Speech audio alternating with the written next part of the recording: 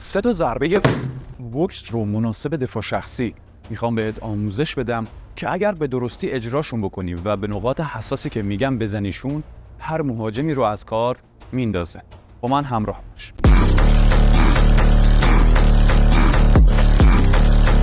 درود و ارادت.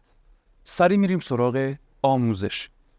برای اینکه بخوایم ضربه ها رو اجرا کنیم و ضربه هامون عالی جواب بده، باید یک گارد مناسب دفاع شخصی داشته باشیم که توی قسمت های قبل آموزش دادم. اینجا به صورت سریع فقط میگم، برید حتما قسمت های قبل رو ببینید و کامل گارد دفاع شخصی رو با جزئیات بیشتر یاد بگیرید. در ابتدا گفتم که باید پاها به اندازه عرضشون حداقل باز باشه و بهتره که اگر تونستید یکی پاهاتون رو یکم بذارید عقب، به اندازه یک کف پای خودتون الی دو تا کف پای خودتون پاتون رو بذارید عقب. حالا این دیگه بستگی به شرایطتون داره. مثلا اگر مهاجمی باشه که شما خیلی پاتون رو بذارید عقب، متوجه میشه شما برای حمله کردن، ضربه زدن آماده میشید، نباید این کارو بکنید. خب یا حالا اینقدر با مهاجم درگیرید که اصلا ذهنتون این سمتی نمیره چقدر بذارید عقب، دیگه اونجا مناسب با تمرینی که کردید خود پاتون تنظیم فاصله میکنه. پس شد به این شکل. حالا یکم هم پاها رو خم کنید که انرژی ذخیره شده داشته باشید. حالا دستا میاد بالا، بعدش به این شکل برای حرف زدن، برای درست کردن لباستون، به بهونه درست کردن ریشتون، موهاتون، حالا اگر خانومید برای درست کردن شالتون، به هر بهونه شده دستتون بالا باشه. خب حالا میریم سراغ ضربه اول، ضربه جب و کراس، که حالا ما میخوایم مناسب دفاع شخصی آموزشش بدیم، همون ضربه مشت مستقیم. خب توی بوکس اجرا کردنش یه سری قواعد بیشتری داره برای اجرا کردن و باید مثلا سرشونه‌ها بالاتر باشه توی حالت گارد و اجرا کردن یه خورده متفاوته، از چرخش پاشنه پا استفاده میکنیم خیلی جاها و خلاصه استایلش فرق میکنه. ما میخوایم این ضربه رو مناسب دفاع شخصی یاد بگیریم که توی خیابون کاربرد داشته باشه. خب برای این که بخوایم این ضربه رو اجرا کنیم، اول باید بلد باشیم دستمون رو به حالت درست مشت کنیم. اول 4 انگشت رو از وسط تا کنید، بعد 4 انگشت رو وسط کف دستتون جمع کنید به این حالت، 1 2 و حالا انگشت شست رو خم کنید و بذارید کنار 4 انگشت. به این حالت شما یک مشت صحیح رو به وجود آوردید که با ضربه زدن دست خودتون آسیب نمیبینه تا حد زیادی، مگر اینکه دستتون خیلی ضعیف باشه و اون شخصی که به ضربه میزنید به قسمتی از بدن ضربه بخوره که خیلی محکم باشه. خب میریم سراغ اجرا کردن. توی حالتی که گفتم ایستادیم، مشت کردنم که یاد گرفتیم. حالا دستتون رو فرض کنید میخواید به این حالت راحت باز کنید به سمت جلو. اینجا فقط باید وقتی دستتون داره میره جلو به این شکل، به همون حالت توی مسیر دستتون مشت بشه و کف دستتون بچرخه به سمت پایین به شکلی که انگشت شستتون به سمت زمین باشه توی این حالت. پس شد به این حالت. حالا اینجا با باز شدن دستتون اگر سرشونتون بیاد داخل و بالاتنتون به پیچه، ضربتون سنگین‌تر میشه. اگر لگنتون هم بچرخه و بدنتون کامل بره پشت ضربه سنگین‌تر هم میشه. وقتی برید روی چرخش کامل بدن ممکنه پاشنه پاتون یه خورده به سمت بیرون بچرخه و از زمین بلند بشه. این طبیعیه. ولی خب اینجا ما نیازی نداریم که با کل بدن بچرخیم، همون یه خورده بالاتنه بیاد و یه خورده لگن بچرخه، ضربتون به خوبی برای دفاع شخصی سنگینه و جواب میده. به این حالت دست توی خطی که رفت ضربه زد به صورت مستقیم، حالا برای سر، برای آبگاه، برای جناق، توی همون خط هم برمیگرده و میاد برای دوباره حفاظت کردن. وقتی با این دست داریم ضربه میزنیم، اون یکی دستمون باید بالا باشه به این حالت که اگر ضربه ای از اون سمت اومد جلوش رو بگیریم، مهارش بکنیم. پس این دست رو نندازید پایین. این حالت هستیم به این شکل. پس مشت اولمون مشت مستقیم بود، ضربه اولمون شد به این حالت. برای هر دو تا دستمون هم به همین شکله. با همین دست بگیر. دستی که پای موافقش عقبه قدرت بیشتری داره. این ضربه رو به قسمت آبگاه اگر بزنید، راحت یک آدم عادی رو از کار میندازه، مگر اینکه اون شخص رزمی کار باشه، بدن ضربه خور باشه.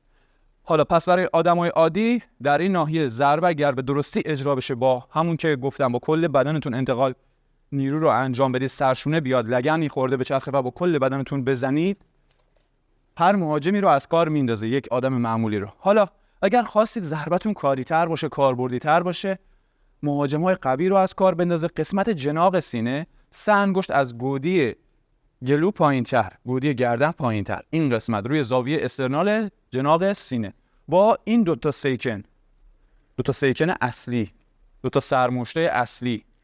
پس به این ببینید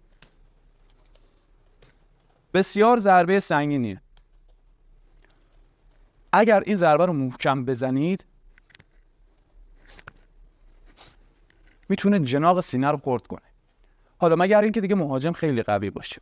پس نقطه مناسب اول برای دفاع شخصی آبگاه هست که مهاجم رو از کار میندازه. مهاجم‌های معمولی، مهاجم‌های قوی‌تر قسمت جناق سینه. حالا اگر دیگه شرایط خیلی اضطراری بود، مهاجم خیلی قوی بود، میریم سراغ صورت. به بینی میتونید ضربه بزنید، از کار میندازتش.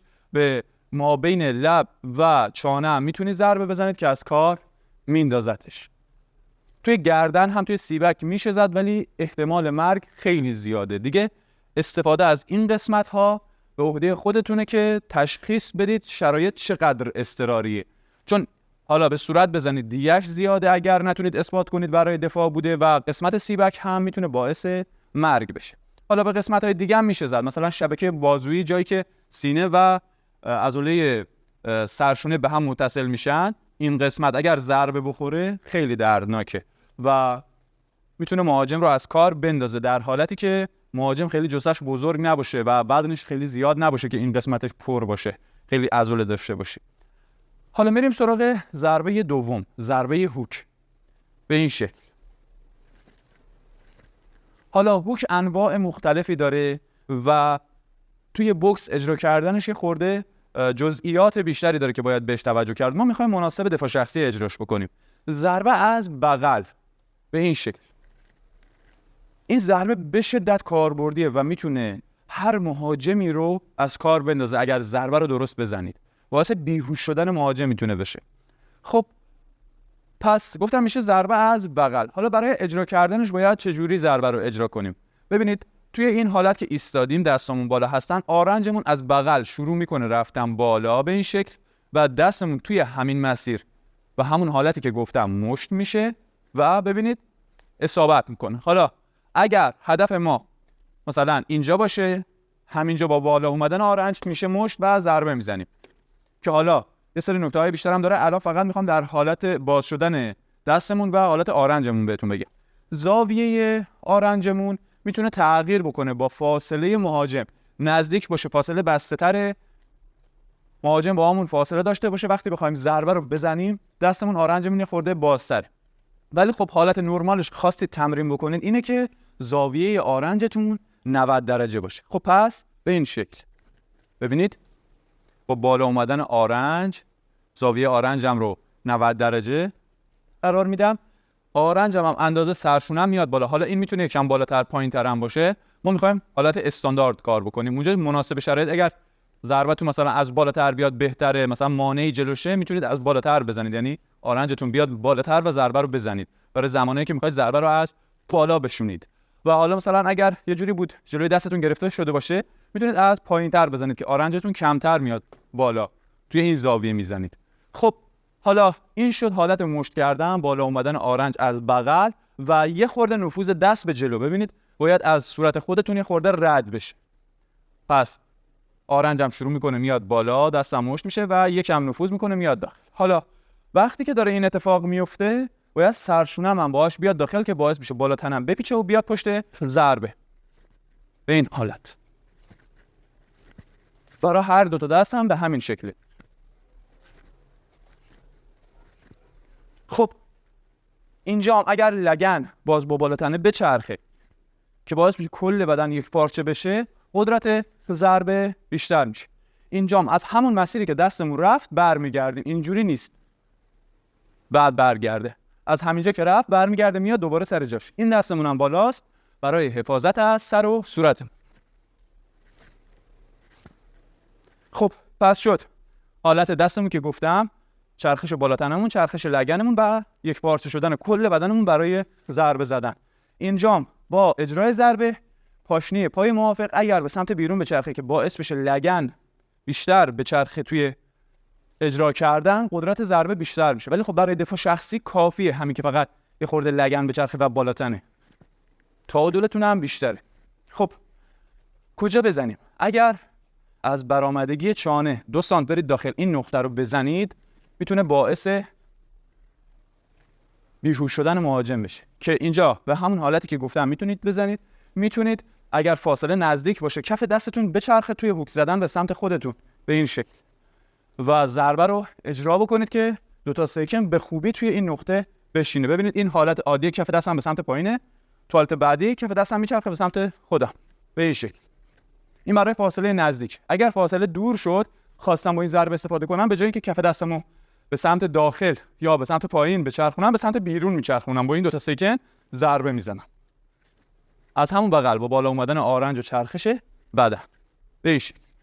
این نقطه رو بزنید باعث میشه که سر خیلی سریع حرکت بکنه و باعث طوفان عصبی میشه توی مغز که باعث از دست دادن هوشیاری و بیهوشی میشه. و همچنین خود فک هم 2 تا فیش داره این طرف اون طرفش که از جا در میاد. وقتی به این طرف ضربه بزنید این طرف از جا در میاد و میره توی قسمت گیجگاهی و باعث خراب شدن حال مهاجم میشه. نقطه بعدی که میتونید بزنید 3 انگشت 4 انگشت کنار سیبک جلو هست. این قسمت بسیار دردناکه، یعنی شما اینجوری هم بزنید کسی نمیتونه تحمل بکنه، چه برسه بخواید ضربه بزنید. این نقطه‌ای که برای فک گفتم برای همه میتونید استفاده کنید، ولی بذارید برای مهاجم‌های قدرتمند. این نقطه هم همینطور. این 2 تا نقطه‌های اضطراری هستن که ازش استفاده کنید برای ضربه زدن. کلا ضربه هوک خیلی سنگینه و برای مثلا با هر کی درگیر شدید نباید سریع ازش استفاده کنید. جایی که دیگه میخواید بزنید طرف بیفته، جایی که دیگه ارزشش رو داره، اگر نتونستید اثبات هم بکنید برای دفاع بوده، یه جوری نباشه که ازش حسابی پشیمون بشید. خب پس شد به این شکل و به این شکل با همون 2 تا سکند ضربه رو توی اون نقطه‌ای که گفتم میشونیم. حالا از این نقطه توی زاویه‌های مختلف اگر با مهاجم باشید میتونید برای جناق سینه هم استفاده بکنید. میتونید برای بغل بازو، برای از کار انداختن دست هم استفاده بکنید. ببینید جایی که سرشونه به جلو بازو پشت بازو متصل میشه یه خورده اینجوری مثلا سرشونه‌مون گرده بعد میاد متصل میشه به بازو. اون جایی که سرشونه تموم میشه و بازو شروع میشه، اون برآمدگی تموم میشه، این نقطه رو باز بزنید دست رو از کار میندازه. وقتی که 2 تا مثلا 3 تا مهاجم باشن میتونید راحت استفاده کنید. مثلا ضربه اول رو مشت مستقیم میزنید به نفر اول، ضربه دوم مشت هوک به مهاجم بعدی 1 2 یا 1 2. توی درگیری ها به شدت استفاده شده و چندین مهاجم رو تونستن با این ضربه از کار بندازن. خب که ویدیوش توی مجازی هم خیلی زیاده. پس شد به این شکل و نقاط اساس مناسبی هم که آموزش دادم میتونید به خوبی استفاده کنید. مشت مستقیم، هوک. حالا اینا رو میتونید ترکیبی هم بزنید 1 2 1 2. ببینید 1 از اینجا 1 2. قولم میندازه زمین اگر درست اجرا بشه. بریم سراغ ضربه سوم، ضربه آپرکات. توی خود بوکس قواعد زیادی باز داره و شیوه اجرا کردنش یه خورده متفاوته. حالا هم برای قسمت بدن میشه استفاده کرد که میشه آپر بادی، اگر برای زیر فک باشه که میشه همون آپرکات. خب ضربه رو به بالا چجوری باید اجراش بکنیم؟ دستمون که توی این حالت بالا هست ببینید باید بچرخه به این شکل که کف دستمون بیاد به سمت خودمون. حالا این مشت میشه. ببینید اگر خواستیم زیر فک بزنیم، ضربمون سنگین باشه که کلا اون شخص رو از کار بندازه، میخوایم بزنیم زیر فک. ولی خب این برای جاییه که ما بخوایم مهاجم رو کاملا از کار بندازیم و دیگه مجبوریم آسیب شدید هم بزنیم، عیبی نداره. ولی در کل کاربردی ترش برای دفاع شخصی ضربه به قسمت آبگاه هست. اگر خواستیم به قسمت فک ضربه بزنیم دستمون خیلی کم باز میشه، اندازه زاویه همون فک مهاجم یه خورده باز میشه. از همینجا با چرخش دستم به سمت خودم، یعنی کف دستم میاد به سمت خودم. ببینید به این حالت. حالا اینجا آرنجمون حدوداً 90 درجه است، باز مناسب با فاصله مهاجم میتونه کمتر یا بیشتر بشه، ولی استاندارد 90 درجه. از اینجا میشه 90 درجه. حالا با اومدن جلوی دستم به سمت زیر فک، ببینید به این حالت خواد بیاد بخوره زیر فک. با جلو اومدن دستم سرشونم هم میاد داخل برای حمایت، یکم هم پیچش لگن دارم، میشه به این حالت. پس شد به این صورت. اگر دورتر بودم آرنجم بازتر میشه توی اجرا. ببینید این سرشونم که میاد تو برد ضربه رو بیشتر میکنه. شما فقط بخوای با دست بزنی میشه این، میخوای با سرشونه بزنی همین سرشونه حدوداً 10-20 سانت این چرخش بدن شما رو میبره داخل در به این شکل. و این ضربه به شدت تخریب کرد. خب پس به این حالت شد برای فک. برای هر دو تا دست همین ضربه هایی که بهتون آموزش دادم به همین شکله. خب اینجا از اون نشستی که توی پاها داشتیم هم میتونیم به سمت بالا خیلی خوب استفاده کنیم. وقتی که توی حالت گاردمون نشست داشتیم میخوایم ضربه رو بزنیم، اینجا دستمون که چرخید رفت نزدیک فک شد، با اون نشست و بالا آوردن دستمون ضربه رو وارد میکنیم. این نیروی نشستمون هم میاد توی ضربه. خب اینجام از چرخش سرشونه که گفتم استفاده میکنیم، یکم هم چرخش لگن، بازم چرخش پاشنه پای موافقه دست ضربه زننده هم میتونه گاهن کمک بکنه، به خصوص برای برای دستی که جلوتر قرار داره. وقتی میخوایم بزنیم بچرخیم که بتونیم انتقال نیرو رو بهتر بدیم. ولی خب توی دفاع شخصی همون حالت ساده که بزنید خودش به خوبی نتیجه بخش. حالا اگر خواستیم به قسمت آبگاه ضربه بزنیم، دستمون به این شکل میاد پایین، هم آرنجمون یه خورده میاد کنار بدنمون و هم آرنجمون باز میشه که ما بتونیم توی این زاویه ضربه بزنیم. اگر دستمون اینجا باشه که نمیتونیم بزنیم.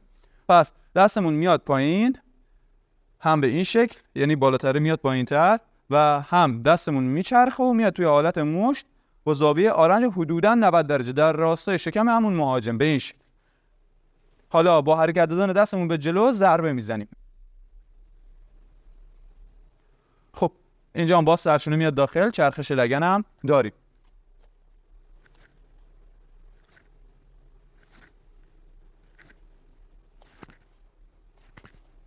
خب رو میت اجرا میکنم. این نکته داره که با هوک و مشت مستقیمی خورده فرق میکنه. اینجا ما وقتی خواستیم بزنیم اینجوری بر نمیگردیم توی همون زاویه بیایم بالا، ادامه میدیم ضربه رو تا بیاد دستمون دوباره سر جاش. ببینید گفتم دستمون به اندازه زاویه هدفمون باز میشه. ببینید حالا با چرخش دستمون، حرکت دستمون به جلو، سرشونمون هم میاد، چرخش لگن هم داریم، دستمون رو میکشیم و بدنمون ضربه میزنیم و ضربمون که خورد دستمون از همون بالا برمیگرده سر جاش. بریم ببینید به این شکل.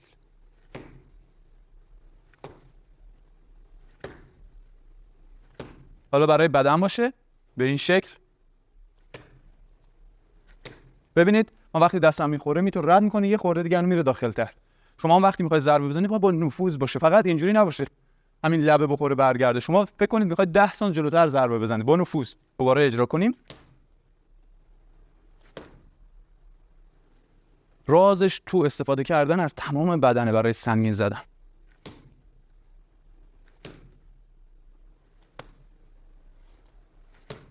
برای دست دیگرمون هم باز به همین شکله.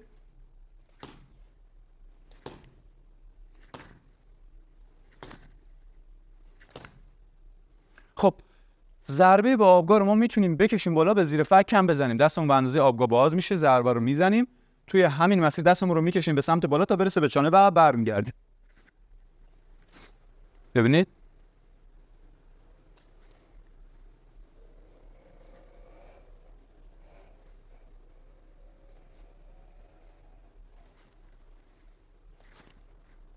خب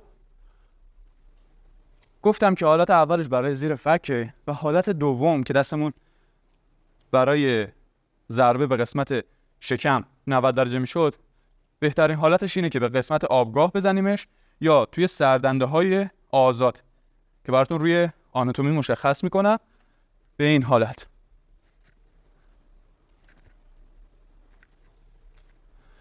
توی دفاع شخصی بهتره که به این 3 نقطه‌ای که گفتم کلا به هر جای شکم بزنید، مهاجم رو از کار میندازه و فقط اگر مهاجم خیلی قوی بود برید سراغ ضربه آپرکات به زیر چانه و اولویت بندیتون به این صورت باشه که اول ضربه مستقیم به قسمت جناح باشه، دوم خاصی ضربه سنگین باشه استفاده بکنید، برید سراغ ضربه هوک از بغل وارد میشه به قسمت چانه که هر مهاجمی رو از کار میندازه و در نهایت حالا یه مهاجم متوسط بود و می‌خواست یه خورده حالش فقط خراب شه چند دقیقه بیفته، یا مشت مستقیم به قسمت آبگاه یا ضربه آپرکات به قسمت حالا گفتم آبگاه یا سردنده‌های آزاد.